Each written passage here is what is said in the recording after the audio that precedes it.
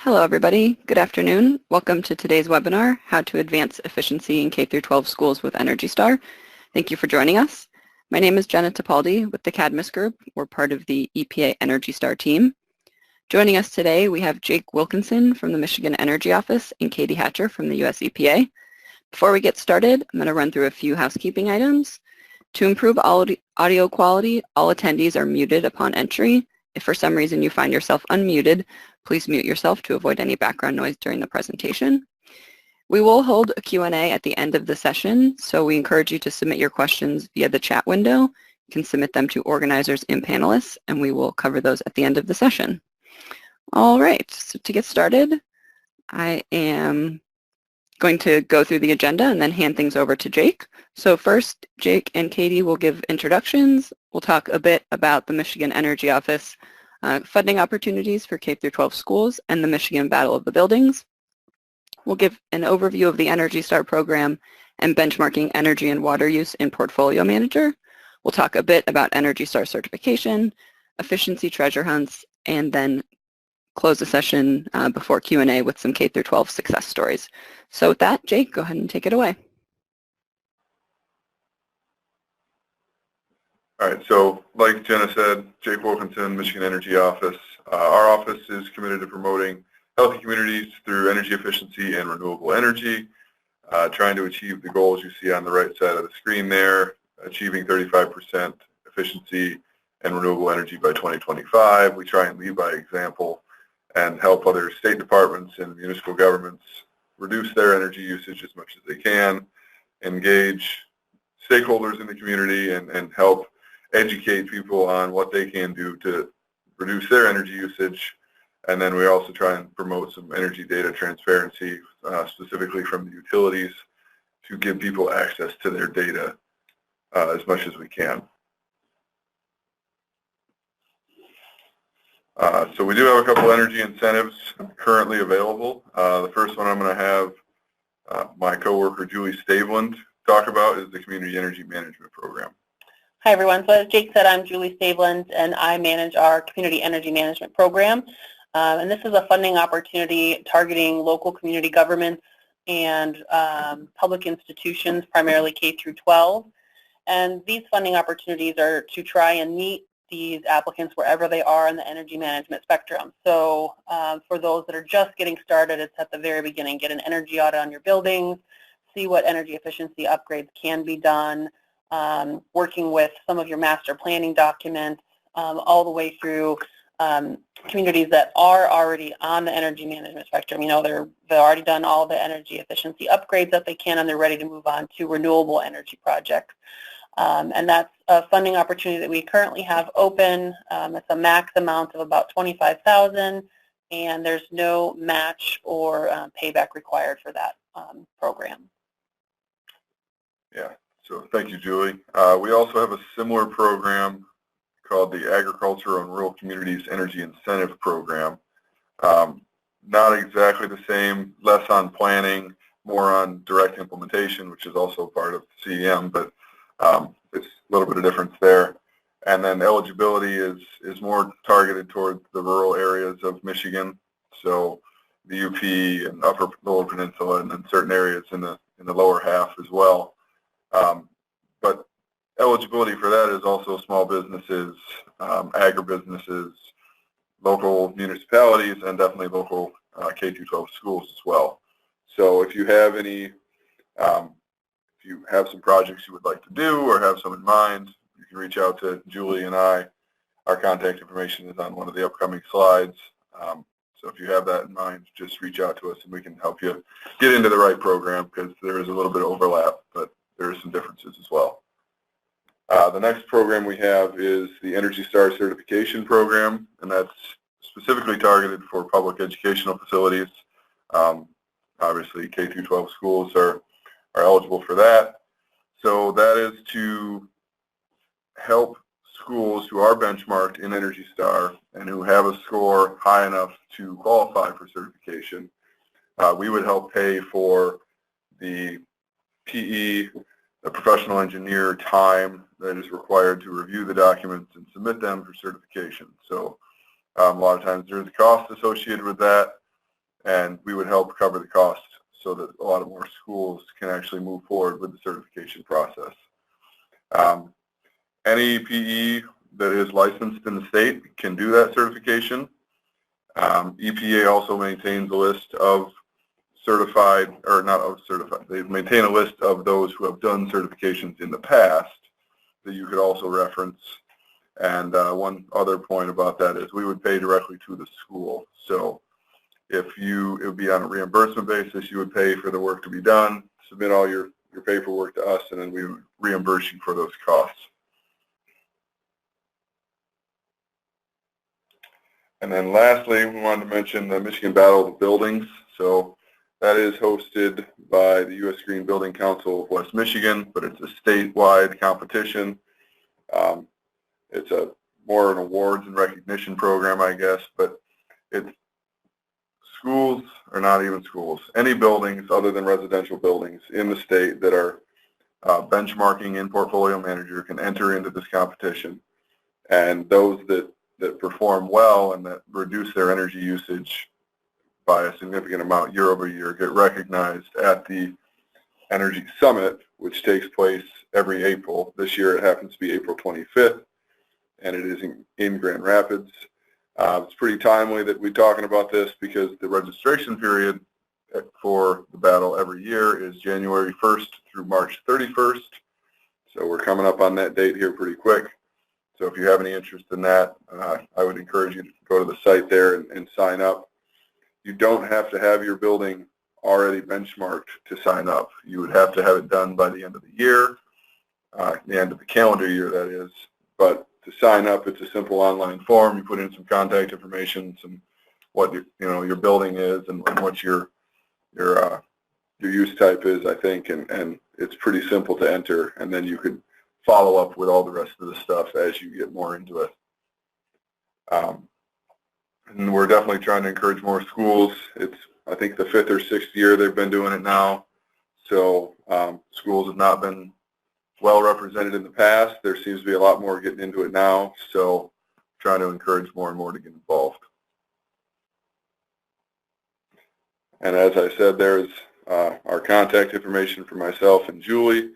If you have any questions about our programs or any interest in our programs, feel free to reach out to us and we can help you get where you need to be to help with our getting into our programs.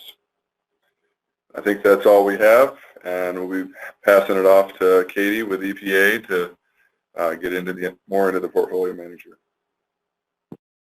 Hi everyone, I'm Katie Hatcher with EPA's Energy Star program. I'm happy to be talking with you today about how to advance energy efficiency in your K-12 schools with Energy Star. So many of you may know the Energy Star program from the Energy Star products that have the little blue symbol that you see on this slide.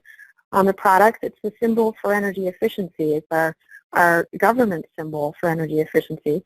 And it's also on homes and commercial buildings, including schools. And we have had a lot of success over the years. And we have about 270,000 buildings actively benchmarking in Portfolio Manager to date, which represents about 40% of the commercial building marketplace. In terms of K-12 schools, we have more than 10,000 K-12 schools that have earned the Energy Star, and about over 40,000 benchmarking in Portfolio Manager. Energy Star is EPA's voluntary government program that helps organizations improve their energy efficiency and save money so they can then also prevent pollution. Typically, we find that buildings have about 30% in terms of energy savings that's cost effective, and we describe this as eliminating energy waste. And instead of paying money on energy that you don't need to the utility, it's a good strategy to improve your facilities through cost-effective energy efficiency best practices so you can redirect those resources into your property and upgrade them with various technologies that are more efficient, as well as change your operating practices to use energy when and where you need it and not when you don't. in order to realize that cost-effective energy savings. And if that's per school, if you think about the impact that that would have on your energy bills as you multiply that savings opportunity across all your schools, it's a significant figure depending on the number of schools you have. So in terms of helping organizations understand their energy consumption, we have an online free tool that's called Portfolio Manager that anyone can use to track the energy use and more of their properties. And the reason we created this tool and provided it to the public is because we want to have organizations be able to take their energy information in their energy data in and turn it into information that can help them make investment decisions into their portfolio of properties. And so in this case for you, it's for your schools. And basically we have adopted the motto that you've heard before: you can't manage what you don't measure. And so we provided a simple way for folks to measure and benchmark their energy use of their schools. A little bit more about the tool. As you can see, it has a range of ways of helping as an energy management tool and a water management tool. It tracks energy, water, and also you can track solid waste and materials if you're interested in doing that. You can track your green power purchases. It's also the pathway for applying for Energy Star certification. And it has a host of easy usable reports to help convey information about energy performance to management and to your school board. So a few more details. So it's a metrics calculator. So it takes in energy usage information for all the fuels consumed by a property, the water use consumed by the property, and turns it into usable metrics. And some of those metrics are things like our Energy Star 1 to 100 score, and I'll explain more about what that is in a minute. And other metrics like energy use per fuel, and then also total energy use that's weather normalized, source energy use intensity, site energy use intensity, and so forth. So you can use the tool to track your performance over time, set goals to reduce, as well as measure yourself against your peers. It does calculate greenhouse gas emissions if you're interested in looking at that as an approach to understanding environmental performance. So about the Energy Star score and how it's used for comparison, basically the tool itself allows you to track the energy use of any property. For some of the property types in the tool, and one of which is K-12 schools, what we do is we use a random unbiased survey sample of K-12 school energy consumption across the country to then use that data to create a way to compare your school to the nation's school, and it is adjusted for a few operating characteristics as well as for weather, and it provides you with a way to understand the relative performance of all the schools in your district as compared to the nation's schools. And as you can see, it's based on a 1 to 100 scale, where 1 is the poorest performer and 100 is the most excellent performer. And the range for Energy Star certification is between a 75 to 100. And so our goal as EPA through the Energy Star program is to encourage all school districts to benchmark all their schools, understand their performance on this scale, and then make decisions to help move schools up the scale. Some schools could save 30% from the lower end of the scale toward the middle of the scale. Some may be a really poor performance and may not actually make it all the way up to a 75 and be eligible for certification. However, it's very noteworthy and it's a good practice to eliminate the cost-effective energy waste of all properties, even if they can't achieve certification. For those that do achieve certification, that means that those schools are top in the nation in terms of energy efficient properties. And those are eligible for Energy Star certification. And as Jake was saying, there's an opportunity to have an incentive, a financial incentive, that covers the cost of the professional engineer and the role that the professional engineer would have would be to review the Energy Star application. It's free to apply to EPA for Energy Star certification. However, the incoming application has to be stamped by a professional engineer, and the license of the professional engineer is an indication to us that the data in the application is accurate and has been reviewed, and the buildings meet some simple ASHRAE standards for thermal comfort, illumination, and ventilation. In terms of what you need to benchmark your property to see if it's eligible for certification, and also just to continue to benchmark year after year, and participate in the Battle of the Buildings in Michigan, if you so choose.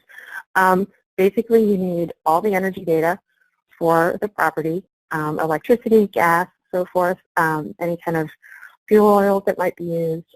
You also do need information about your on-site solar generation. And this data goes into the tool along with a few other pieces of information like the gross floor area and a few characteristics like operating hours and numbers of computers. And this information is used then to calculate your Energy Star score, as well as provide you with annualized metrics such as source energy use intensity, site energy use intensity, and more. So there's multiple ways to get your energy information into Portfolio Manager. Sometimes the utility in your area will have an automated pathway to get data into Portfolio Manager. There's also you may be working with a company that's helping you manage your energy bills. Some of those companies have already done web service connections with Portfolio Manager, so you may actually have an opportunity to send your data in to Portfolio Manager through someone who's already contracted to help you with that. There's also the manual entry process from where you take either electronic data that's provided from the utility or your paper bill information for school and enter it into Portfolio Manager. If you have an electronic set of data, you can actually take that information and put it into our upload template and just do a copy paste, and which is much quicker than the manual entry. So there's multiple ways we try to make it easy for folks to be able to benchmark. Once you have all the data in front of you, this is really a very short exercise. Sometimes gathering the data and making sure you have it all for the very first time you benchmark, it takes a little longer. So the good thing about this exercise is it's combining information for all the fuels your property is consuming with a few characteristics such as the square footage and some of the operating characteristics that allows you to take the data that you have about the consumption for the utility bills you're paying and turn it into usable information to help you identify your energy efficiency opportunities. So as you can see here on this slide, basically it's just showing a bit of how some of the utilities are consumed in a typical school. And what you're trying to do through an energy efficiency program and through this benchmarking exercise is to understand what your consumption patterns are for operating your schools. You know, what are your lighting needs? What are you using your electricity for? What are you using your natural gas for, and so forth? And how can you affect that to eliminate your cost-effective energy waste? And so through the Energy Star program, the resources that we have that are freely available on our website, you can understand how to benchmark, and then how to take the output of that information from benchmarking, help understand how you can then systematically improve the energy efficiency of your property through a set of best practices. And then benchmark and continually benchmark, so you then see how your improvements have paid off, and then hopefully you would achieve either 20% or more reduction, maybe even 30 to 40% in properties that are really poor performers. And on your better performers, hopefully you'll eliminate your energy waste and be eligible to earn the Energy Star.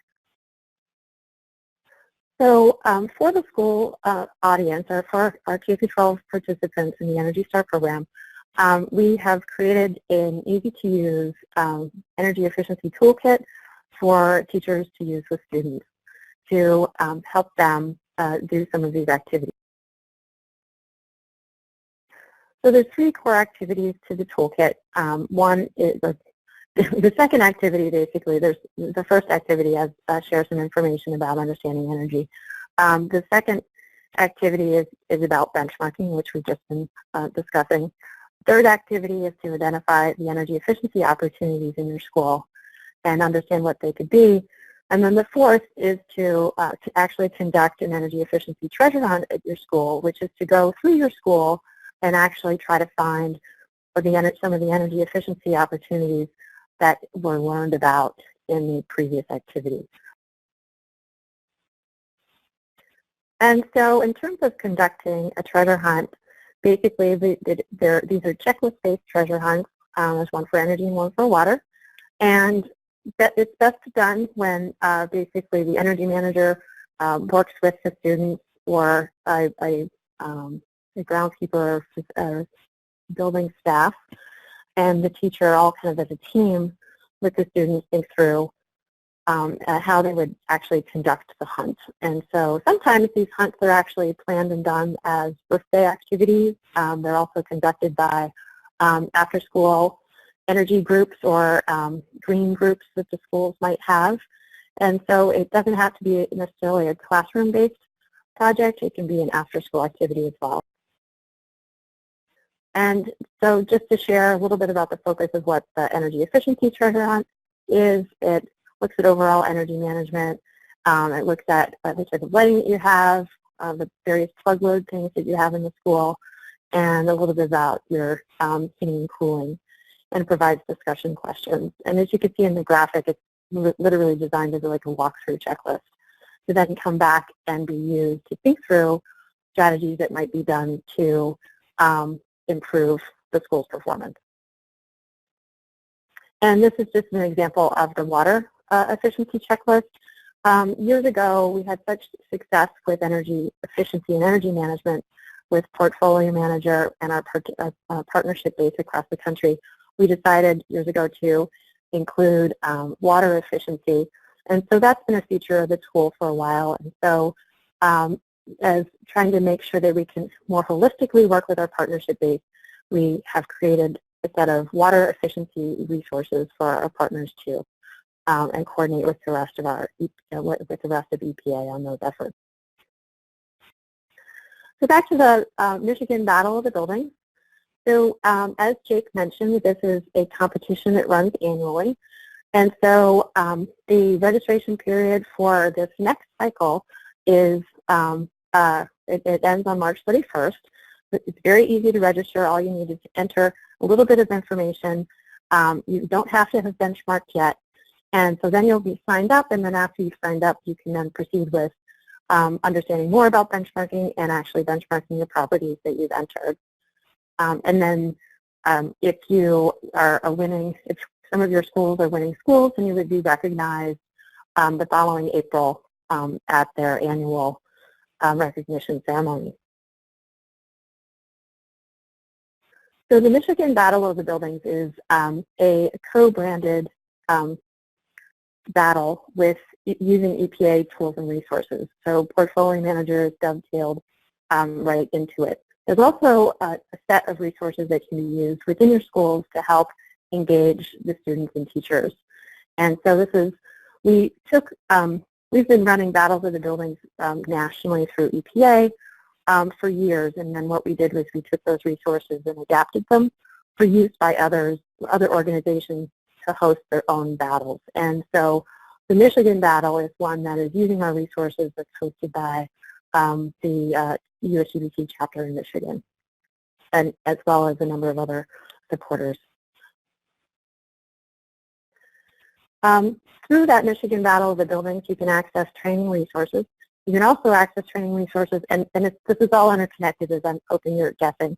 And EPA has many training resources on our own website that help you walk through how to benchmark, how to create the reports in Portfolio Manager to understand what your energy efficiency is and to convey it to others. And if you get stuck, we have a help desk that can help answer any questions that you have, and the Michigan Battle of the Buildings would be sending any questions that they have into our help desk too, as schools participate in their competition. So a little bit about the successes. We have many, many school districts, actually hundreds of school districts over the years that have saved 30% or more on their energy use across their whole portfolios. Loudoun County Public Schools in Virginia is one of those many, and as you can see, since the year 2000, they've saved $64 million and across their 88 schools. And they saved enough to build an entirely new middle school. And I mentioned that EPA ran our own Battle of the Buildings for years, and I would just like to highlight at the individual school level some of these impressive savings right here in terms of the winners of those competitions. As you can see, one saved 20% and another saved 52%, which is very significant. And so that concludes my presentation, and I do encourage you to ask questions, and also I really truly encourage you to take advantage of the incentives that the Michigan Energy Office is providing for Energy Star certification.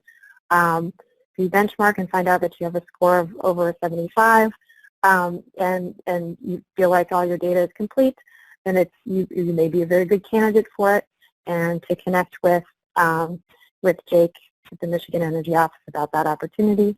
And in terms of just engaging your whole district in a good way to circle back and engage the employees and students in your schools, I encourage you to sign up for the Michigan Battle of the Buildings. With that, I will conclude and turn it back over to Jenna to see if you've had any questions typed in for Jake and I.